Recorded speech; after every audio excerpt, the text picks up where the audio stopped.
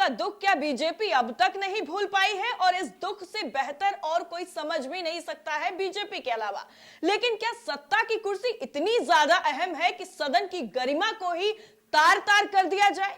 क्या विधानसभा के अंदर कैसा व्यवहार करना है ये बीजेपी के सांसदों को बताया नहीं गया है, या फिर उनकी डिक्शनरी में ये शब्द शामिल ही नहीं है? सदन में स्पीकर के सामने बिहार के डिप्टी सीएम के भाषण के दौरान क्या कुर्सी उठा लेना ये कौन सी पार्टी की सभ्यता है? ये कौन सी पार्टी में संस्कार दिए जाते हैं?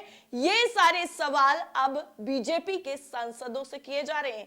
खैर, संस्कारों की उम्मीद बीजेपी के सांसदों से की भी नहीं जा सकती है, क्योंकि ये संस्कार बनाते नहीं, संस्कारों को तोड़ते हैं। दरअसल आज विधानसभा के अंदर का जो नजारा था वो देखने लायक था, क्योंकि इसमें ना तो पेपर ना ही पोस्टरों के अलावा सीधा सीधा बीजेपी सांसदों ने कुर्सियां तान दी और सदन में स्पीकर के सामने ये सब कुछ हो रहा था। अनुशासन को किस तरीके से बेपर्दा किया है बीजेपी के सांसदों ने, वो वीडियो में साफ नजर आ रहा है। तो बिना देरी के पहले आप ये वीडियो देखिए, और इस वीडियो में बाकायदा कुर्सियों को तानते हुए बीजेपी सांसद नजर आ रहे हैं, वो गौर से देखिएगा।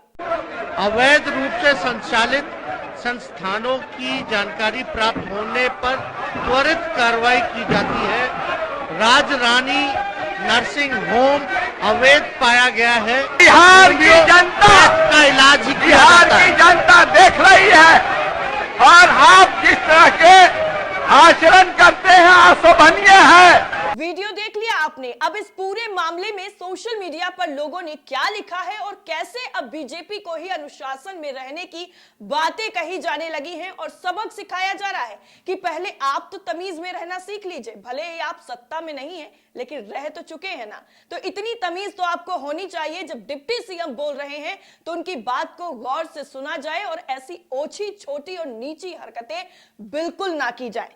सबसे पहले वो ट्वीट आपको दिखाते हैं जिस ट्वीट के जरिए इस पूरे वीडियो को शेयर किया गया है। उत्कर्ष सिंह का, जी हां, उत्कर्ष सिंह ने इस पूरे वीडियो को शेयर किया है और शेयर करते हुए लिखा है कि तेजस्वी के बोलने के दौरान बीजेपी विधायकों ने उठा ली कुर्सी, बिहार विधानसभा में लगातार हंगामा हो रहा है। ये ट्वीट किया गया है। उत्कर्ष सिंह के अलावा और भी ट्विटर यूजर जो हैं उस पर गुस्सा जाहिर कर रहे हैं इस पूरे तरीके पर, और बता रहे हैं कि आप अपने अनुशासन को किस तरीके से कायम रख सकते हैं वो आप पहले सीखिए, उसके बाद सदन में जाने का अधिकार आपको मिलना चाहिए। मुकेश सिंह है, इन्होंने लिखा है कि बिहार विधानसभा में जब तेजस्वी यादव बोल रहे थे तो विपक्ष की तरफ कुर्सी उठाकर मारने की कोशिश की गई। उसके बाद हंगामा शुरू हुआ और सदन को स्थगित कर दिया गया। और बाकायदा अगर आपने ध्यान से वीडियो सुना है तो स्पीकर भी यही बोलते हुए नजर आ रहे हैं कि आप लोगों को जरा सा भी अनुशासन नहीं है। अगर आप ही इस तरीके से अनुशासनहीनता करेंगे तो सदन कैसे चलेगा, सदन की गरिमा कैसे बनाई रखी जाएगी, और सदन में जो चीजें होती हैं उनको कैसे पूरी निष्पक्षता के साथ रखा जाएगा। इस पूरे मामले में और भी लोगों के जो ट्वीट हैं वो सोशल मीडिया पर अब वायरल हो रहे हैं, और क्या लिखा जा रहा है वो भी आपकी स्क्रीन पर। निगार परवीन की तरफ से इस पूरे मामले में लिखा गया है कि बिहार विधानसभा में तेजस्वी यादव ने जैसे ही अवैध नर्सिंग होम पर सख्त कार्रवाई करने की बात बोली, वैसे ही भाजपा विधायकों ने सदन में कुर्सियां उठा ली। अब तक सदन में कागज पेपर तो सुना था, लेकिन अब तो कुर्सियां भी चलने लगी हैं। गोदी मीडिया इस शर्मनाक हरकत पर कुछ नहीं बोलेगा, लिख कर ले लीजिए।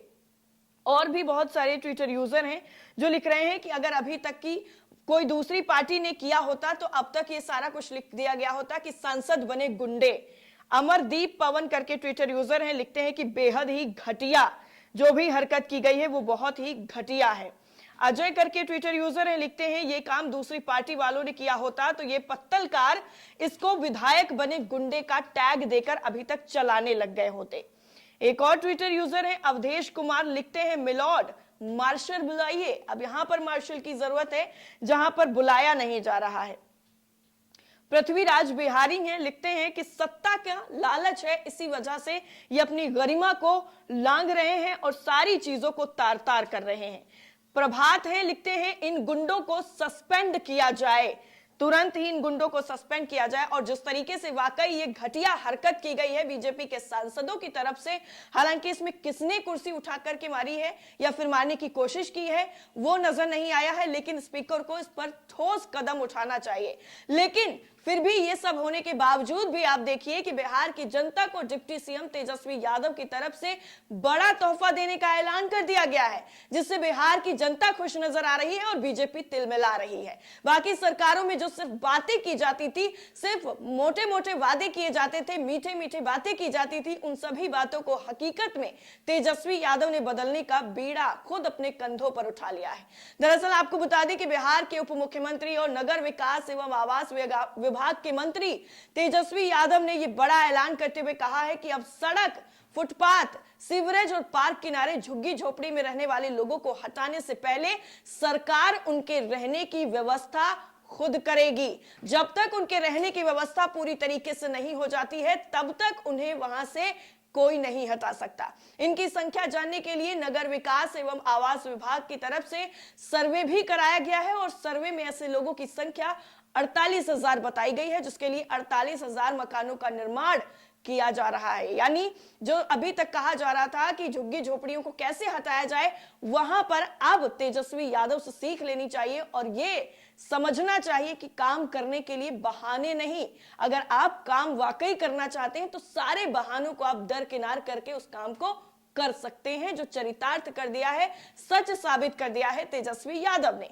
गरीबों को जब तक वहां से हटाने का कोई भी अधिकार किसी को नहीं होगा, जब तक उन्हें नए घर में शिफ्ट नहीं कर दिया जाएगा। इससे पहले आपको बता दें, लालू प्रसाद यादव के कार्यकाल में भी अतिक्रमण हटाने के दौरान लोगों को रहने के लिए मकान की व्यवस्था की जाती रही है, जिसकी वजह से अतिक्रमण हटाने के दौरान ही कर्मचारियों को लोगों के विरोध का सामना नहीं करना पड़ता है, क्योंकि आप किसी के बसे बसाए घर को जब उजाड़ने जाएंगे तो आपको किस तरह का विरोध झेलना पड़ेगा, इसका अंदाजा बखूबी लगाया जा सकता है। लेकिन उस विरोध को कम करने का और बिल्कुल खत्म करने का जो तरीका तेजस्वी यादव ने निकाला है, उसकी वाकई काबिले तारीफ है और हर जगह तारीफ भी हो रही है।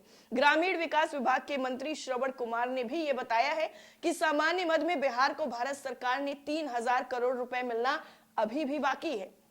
सरकार राज्य की तरफ से जारी बजट 2022 और 23 में ग्रामीण क्षेत्र के गृह विहीन यानी जिनके पास घर नहीं है, उन गरीबों के लिए खर्च किया जाएगा जितना भी ये रुपया अब मिलेगा। सरकार उन्हें आवास सहायता प्रदान करके पक्के मकान देगी। वहीं इससे पहले नवंबर में ग्रामीण विकास विभाग ने आवास निर्माण को पूरा करने के लिए 76 करोड़ 33 लाख की जो राशि है वो भी जिलों को आवंटित की थी। बिहार के किसी भी नगर पालिका क्षेत्र में अब सभी तरह के स्थायी अतिक्रमण को हटाने के लिए 15 दिन पहले नोटिस जारी करना होगा। इसका अधिकार नगर पालिका पदाधिकारी या फिर प्राधिकृत पदाधिकारी को होगा। हालांकि किसी अस्थायी अतिक्रमण को नगर पालिका अधिकारी 24 घंटे के नोटिस देकर हटा सकते हैं। सिर्फ स्थायी अतिक्रमण को हटाने के लिए नई व्यवस्था लागू होगी, यानी जो लोग रह रहे हैं वहां पर, जो लोग स्थायी हैं, उनको अगर उनके घरों को हटाना है, चाहे वो झोपड़ी पड़ी हुई है, चाहे झुग्गी बनी हुई है, तो उसके लिए 15 दिन पहले नोटिस देना होगा। और इस नए प्रावधान को लागू करने से संबंधित विधेयक की जो कॉपियां हैं, जो पूरा इसमें डिक्लेरेशन है, वो बुधवार को ही विधानमंडल में वितरित कर दिया गया है।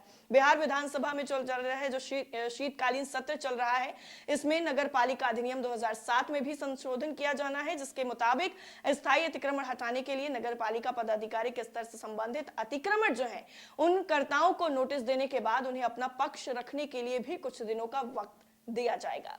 प्राधिकृत पदाधिकारी को कारण यानी जो भी रीजन रहेगा उसके साथ ही संतुष्ट करना होगा, और अगर वो पूरी तरीके से सेटिस्फाई नहीं होते हैं और जो भी अतिक्रमण करता रहेगा वो सेटिस्फाई करने में नाकाम रहता है, तो संबंधित अतिक्रमण को तोड़ दिया जाएगा। यानी दोनों पक्षों की बातें जब तक पूरी तरीके से सुन नहीं ली जाएंगी, तब तक उनके मकान को जरा सा भी खरोच नहीं आएगा।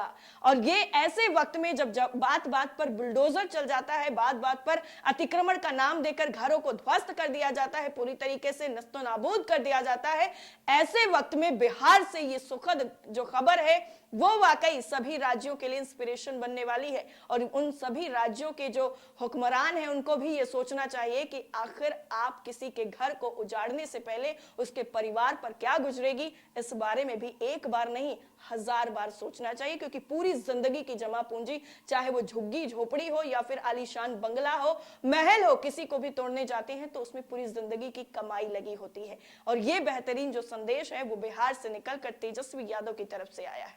बाकी इस पूरी रिपोर्ट को लेकर आपकी राय क्या है, और विपक्ष जो अब बिहार में है यानी बीजेपी, उसकी इस घटिया हरकत पर आप क्या सोचते हैं, कमेंट करके जरूर बताइएगा। जय हिंद।